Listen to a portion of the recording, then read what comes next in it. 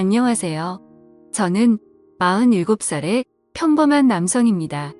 부지런한 분들께서는 이미 하루를 시작하셨을 새벽 아침에 저의 이야기를 해보려고 합니다. 저는 5년 전 조금 늦은 나이에 지인의 소개로 지금의 아내를 만나게 되었습니다. 아내는 저보다 12살 어립니다. 처음엔 나이 차이가 꽤 나는 아내에게 미안하기도 했고 부담스럽기도 했지만 저희는 2년이 넘는 시간 동안 서로 알아가며 사랑하고 미래를 약속했습니다. 그리고 현실로 이루었습니다. 연애 시절 아내는 거짓말이 잦은 편이었지만 본심은 여리고 순하다는 느낌을 강하게 받은 저로서는 아내를 믿게 생각할 수 없었던 것 같습니다. 작은 사업체를 운영하며 여느 가정과 같이 아둥바둥 지지고 볶고 단란한 생활을 이어가던 중 운영하던 사업이 갑작스레 실패하게 되었고 재기를 하려 했지만 연이어 시작한 사업은 줄줄이 실패하고 말았습니다. 결국 저는 생계를 이어가기 위해 공장에 다니게 되었습니다.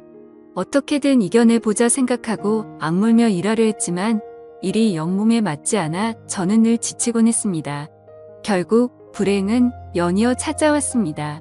여느 날처럼 공사장에서 일을 하고 있던 중 동료 직원의 기계 오작동으로 인해 기계에 팔이 끼는 끔찍한 사고가 벌어지고 말았습니다. 그 사고로 인해 저는 결국 한쪽 팔을 잃었습니다. 다친 팔의 고통보다 참기 힘든 여러 가지 어려움들이 두려웠습니다. 눈만 뜨면 봐야 했던 끔찍한 내 팔 몇 차례 견디기 어려운 수술들과 홀어머니의 우울증 좌절하여 하루가 다르게 살이 빠져가던 아내 그것도 모자라 회사와의 합의 과정이 원만히 해결되지 않아 치료 과정에서도 문제가 많았습니다.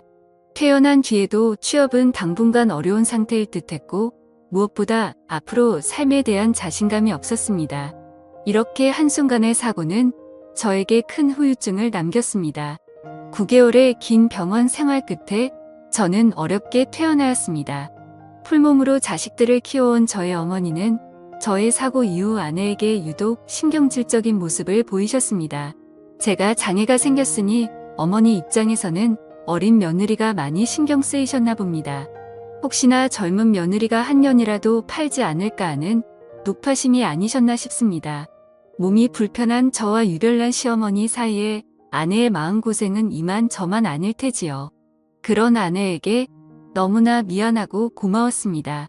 어머니께 걱정하지 말라며 아내에게 잔소리하는 어머니를 뒤로하고 아내 손을 잡아 이끌었습니다.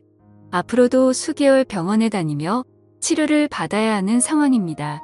이토록 힘든 시기이지만 아내의 헌신적인 간호 덕에 현재 저는 희망을 잃지 않을 수 있었습니다.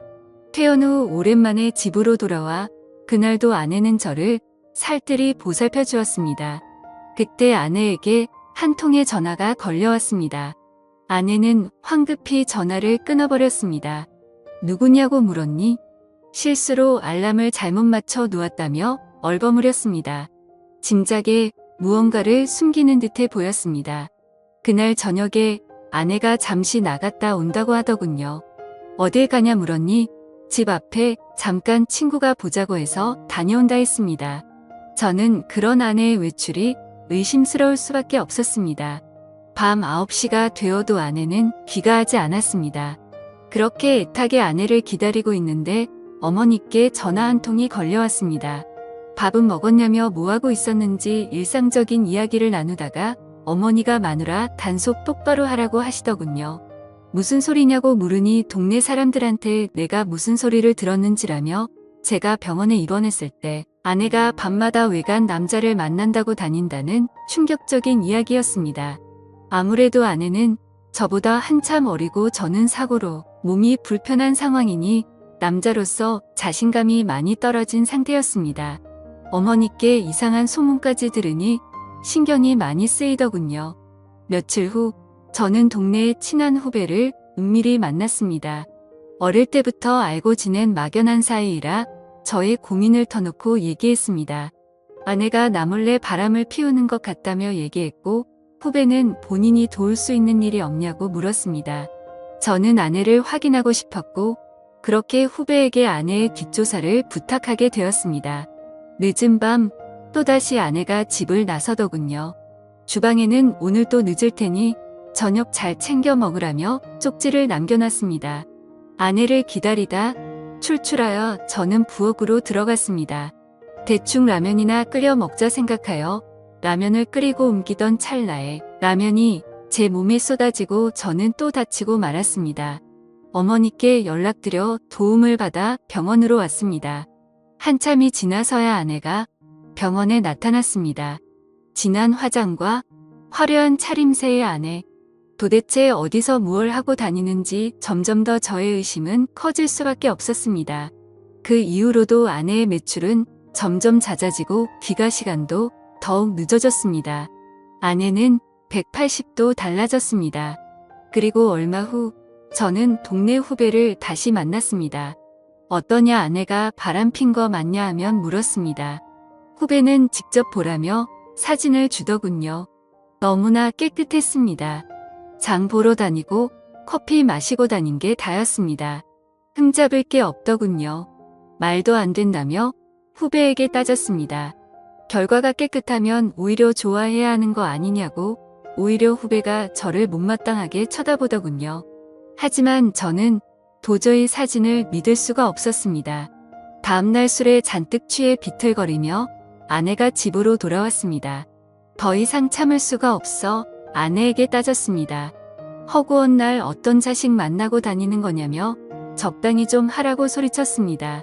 그러자 아내는 어이없다는 듯 저를 쳐다보며 되려 저에게 소리를 지르더군요. 본인도 이제 더 이상 못 참겠다며 지긋지긋하답니다. 이럴 거면 차라리 이혼하자고 하더군요. 그야말로 적반하장이었습니다. 이혼하자고 폭탄 선언하는 아내가 도무지 이해되지 않았습니다. 아내가 저녁마다 외출하고 늦은 밤이 되어서야 들어오는데 어떤 남편이 이 상황을 이해할까요? 아내는 그날 이후 외출 시간도 길어지고 횟수도 증가했고 나중엔 외박을 하는 상황까지 벌어졌습니다. 이제 아내의 외출은 일상이 되어버린 듯 했습니다. 더 이상 두고 볼만은 없었습니다.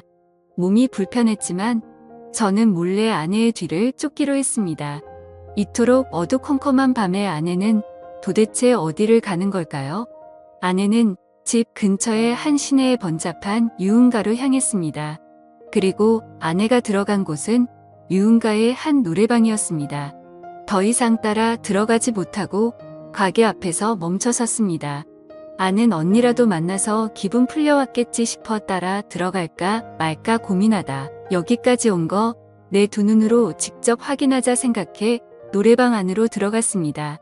아내가 있는 룸을 찾아 유리 너머로 방 하나하나 확인하다 찰나에 웬 남자들 여럿과 어울려 춤추고 노래하는 아내의 모습을 보았습니다.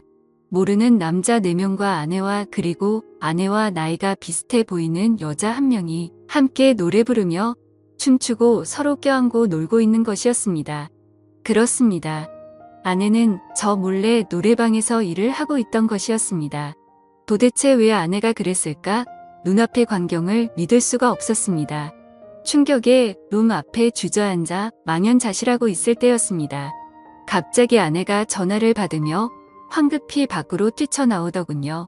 저는 재빨리 아내에게 들킬까 싶어 몸을 숨겼습니다. 누구를 만나기로 한 듯 뛰어가는 아내를 저는 다시 뒤쫓았습니다. 가로등이 없는 시내 한 골목에서 아내가 누군가를 기다리고 있었습니다. 그리고 그 어둠 속에서 아내를 향해 한 남자가 다가왔습니다. 그런데 그 남자는 놀랍게도 제가 고민을 터놓고 얘기했던 후배 녀석이었습니다. 흥분한 저는 보고 있을 수만은 없었습니다. 후배와 아내에게 다가갔습니다. 어떻게 너희들이 이럴 수가 있냐며 후배 놈에게는 왜 내가 내 마누라랑 놀아나고 있는 거냐고 따졌고 아내에게는 이놈이랑 무슨 짓을 하고 다니는 거냐고 소리쳤습니다. 느닷없이 제가 나타나니 그 둘은 소스라치게 놀라더군요. 그런데 오히려 아내가 저를 냉정하게 밀치더니 이게 무슨 짓이냐고 되려 저에게 소리쳤습니다. 그러더니 이게 다 누구 때문인지 아냐며 이 모든 게 다 제 탓이라고 울부치더군요.